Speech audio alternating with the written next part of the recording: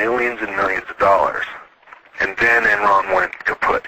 And right after that came 911. I believe that's how the timeline went. And then came the Air Force's, the secret Air Force, which is the drone Air Force, which isn't secret anymore, but not many people know about it.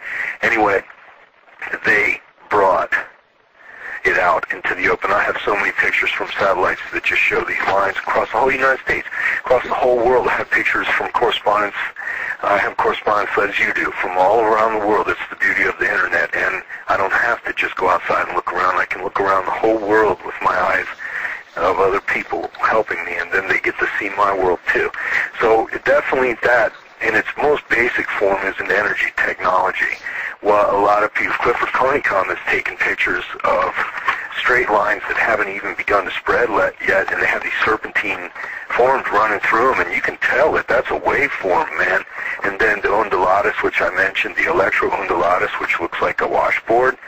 I have pictures of satellite highly irregular undulatus over Washington, D.C., over during many very heavy sessions of Congress when they are trying to get certain things pushed through.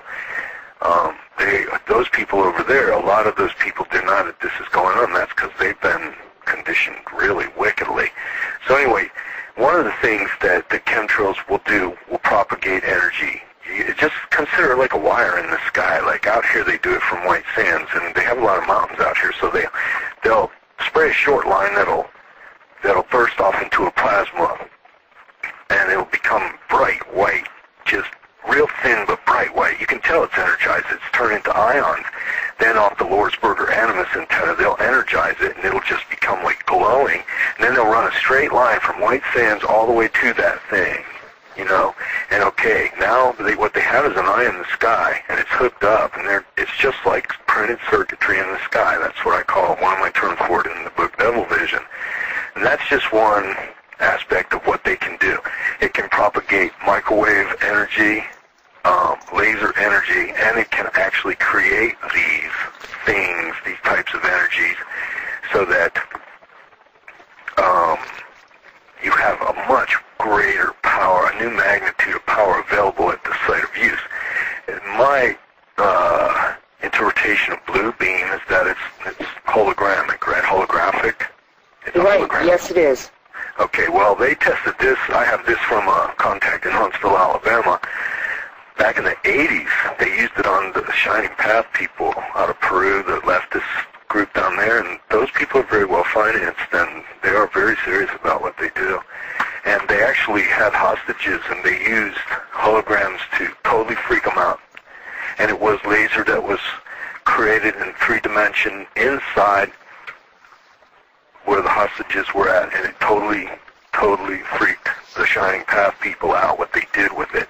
So as far as the artificial rapture and the making revelations come true and all that, I don't doubt that they would do anything possible or anything necessary to keep their mental hold on people. You know, I don't mean to denigrate anyone's belief system or create any more hate in the world than there already is. That's not my purpose.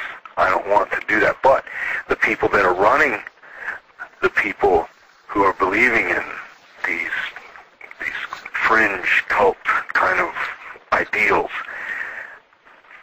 those people are ghouls. They're monsters. They don't care. All they care about is power. So yeah, I wouldn't doubt that at all. Some of the particulate that's sprayed actually does produce laser light, and that's necessary. That's how you produce a 3D field, actually, of laser light, and that's a hologram. So. Right, that's what he was saying. He said the chemtrails have a lot to do with that because they'll need to support their hologram and create it.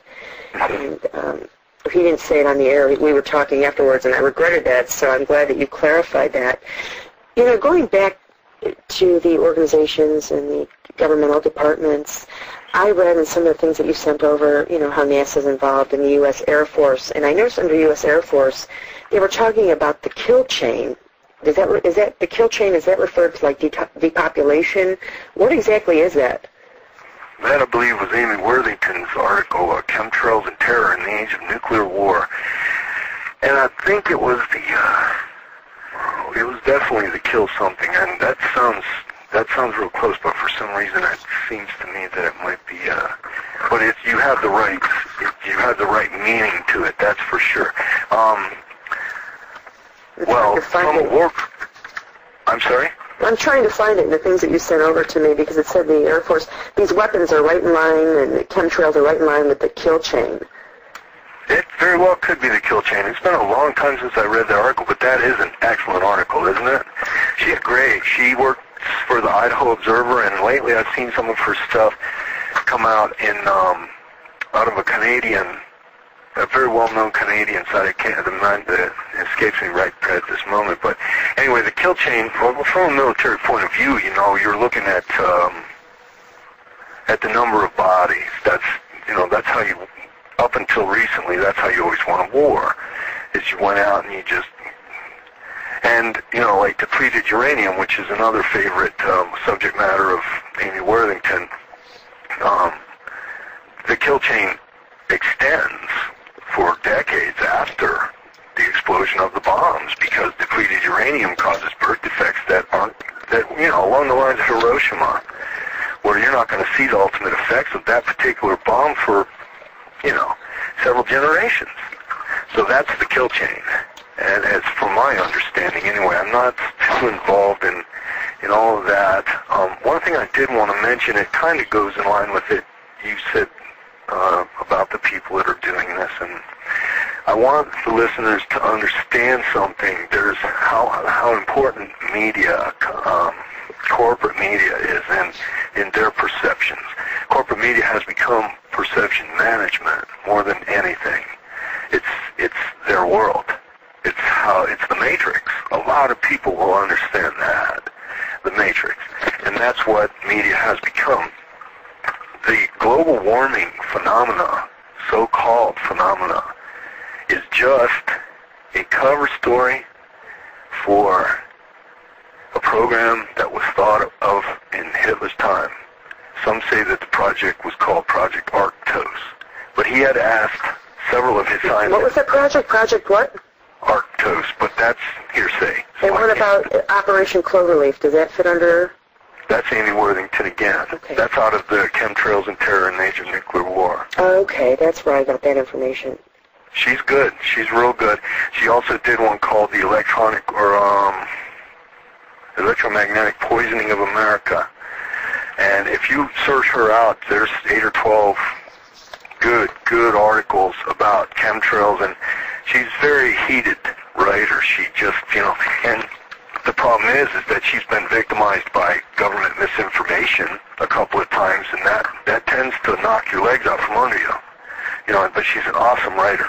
And she backs her stuff up left and right, It's just that she got some bad first-hand accounts, and these were people from Special Forces, and Special Forces have their own informants now, their own information people that they actually engage in cyber warfare and information warfare. And so, after the problem, she wrote a couple articles about DU that turned out to be not quite true.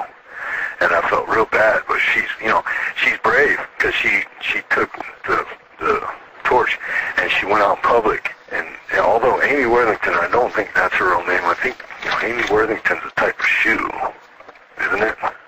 Type of shoe. Yeah, not that I'm aware of. Maybe it is. I'm going to look it up tomorrow. Oh, it is. It definitely is. It's the Amy Worthington. So as soon as I saw that, I said, okay, this is somebody that's really cool and smart that's coming out, and they're just trying to, out of prudence. But she published a lot early with the Idaho Observer, and they've been victimized by misinformation recently too. But they have good intentions, and most of their stuff is pretty good. Well, you mentioned the weather modification, and here she mentions Operation Cloverleaf. So you can go back to that project you were talking about and inform us on that. The ice caps. Ever so often, our planet has an adjustment, because the ice caps normally on this planet, which is a cold planet, will tend to accrete, which means they'll build up ice. The southern ice cap was accreting ice to the tune of 1 Lake Huron every year. That's a lot. So what you definitely have is ice forming down at the South Pole and up at the North Pole, And to think that it would balance itself is kind of a pipe dream.